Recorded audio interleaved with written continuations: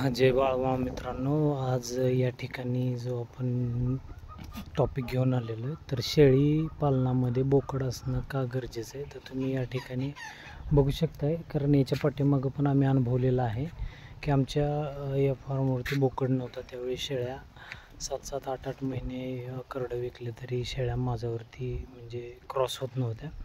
तर आज अशी परिस्थिती आहे की बोकड असल्यामुळं काय होतं की तुमचे जे शेळ्यांचे दिवस खाली जे जाणार आहेत तर ते दिवस खाली जात नाही आहेत.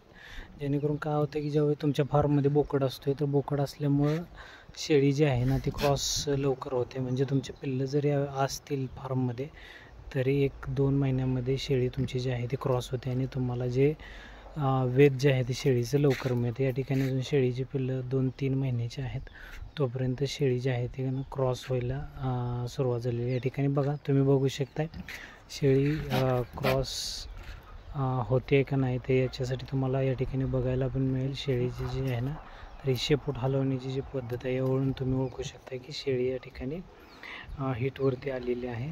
तर या ठिकाणी तुम्ही बघू शकता अशा पद्धतीनं जे आहे ते तुम्हाला बोकड असणं गरजेचं आहे या ठिकाणी शेळी पालनामध्ये.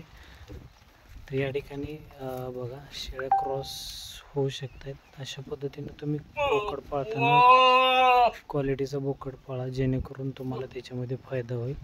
तर अशा पद्धतीने आपल्याकडे जे बोकड आहे सध्या बिटलचं बोकड आहे. बिटल तर आपण बिटल क्रॉस करतोय शेळ्यांमध्ये. आपले उस्मानाबादी शेळ्या आहेत, उस्मानाबादी शेळ्यांना जर बिटल क्रॉस केला तर या ठिकाणी होणारे फायदे भरपूर आहेत. तुमच्याकडे मिळणारी जी पहिले पिल्लं असतात उस्मानाबादीची त्यांच्या वजनामध्ये आणि याच्या वजनामध्ये खूप फरक होते. क्रॉस केल्यामुळे बिटलचे जे काही गुणधर्म आहेत 50% गुणधर्म आणि तुमच्या शेळीचे 50% गुणधर्म अशा पद्धतीने तुमचं जे पिल्लू तुम्हाला मिळणार आहे तर ते बिटल क्रॉस मिळेल.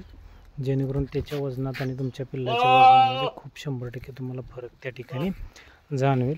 तर त्यामुळे मी असं सांगेल की 100% तुम्हाला बिटल जर नसेल करायचं तर नका करू. जर तुमच्याकडे पहिले अवेलेबल शेळ्या असतील 1-3-4 उस्मानाबादी तर त्या उस्मानाबादीला तुम्ही बोकड जो आहे ना तो बिटलचा क्रॉस करा.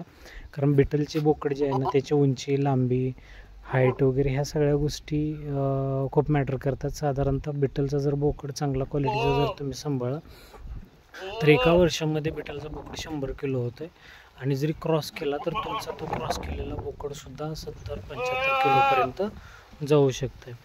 तर अशा पद्धतीनं शेळी पालनामध्ये आज आपण बघणार होतो की बोकड असण्याचे फायदे काय. तर हा एक महत्त्वाचा फायदा आहे की जेणेकरून तुमच्या शेळ्यांचे जे दिवस खाली जाणार आहेत तर ते दिवस या ठिकाणी खाली जात नाही. त्यामुळे तुम्ही शेळी पालनामध्ये बोकड वापरणं खूप गरजेचं आणि बोकडासाठी सेपरेट कप्पा असणं गरजेचं आहे. बोकडा कंटिन्यू तुमच्या शेळ्यांमध्ये नसावा. तर त्यासाठीच आपण हा व्हिडिओ आज तयार केलेला आहे. मिळाला टॉपिक तर त्या पद्धतीनं आलो फार्ममध्ये, तर त्या ठिकाणी हा व्हिडिओ बनवलेला आहे. खरंच सांगितलेली माहिती खरोखर उपयुक्त आहे असं वाटत असेल तर चॅनलला लाईक आणि सबस्क्राईब करा. आणि तुमच्या जे नवीन फार्ममध्ये येणार आहेत लोक ज्यांची शेळ्या बरेच दिवस झालं क्रॉसवरती येत नाहीत अशा लोकांच्या माहितीसाठी उपयुक्त. कारण बऱ्याच लोकांना अनुभव नसतो शेळीपालनामध्ये. नवीन युवा उद्योजक जे आहेत ते येत असतात फार्ममध्ये. तर शेळी पालन तुमच्याकडे 4-5-3 शेळ्या असू द्या परंतु तुमच्याकडे बोकड असणं गरजेचं आहे जेणेकरून शेळ्या ज्या आहेत ना त्या क्रॉसवरती येतील.